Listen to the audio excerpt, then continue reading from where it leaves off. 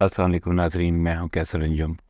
IPP news के programme फ़न की दुनिया के साथ आज फ़न की दुनिया में हमारे साथ बॉलीवुड के मशहूर अदाकार जिनका नाम है अक्षय कुमार, प्रियंका चोपड़ा के साथ फिल्म अंदाज में चंद लम्हों का ये खूबसूरत मंजर आपकी सवातों की नज़र।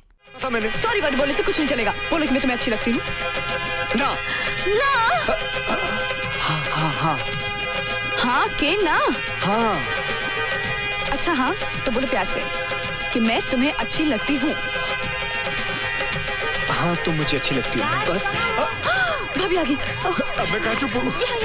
यहाँ कैसे चुप सकता हूँ? दाल पकड़ दाल। जिया जी भाभी। जिया तुमने राज को कहीं देखा? नहीं तो भाभी शायद वो अपने कमरे में होगा। नहीं वहाँ नहीं है।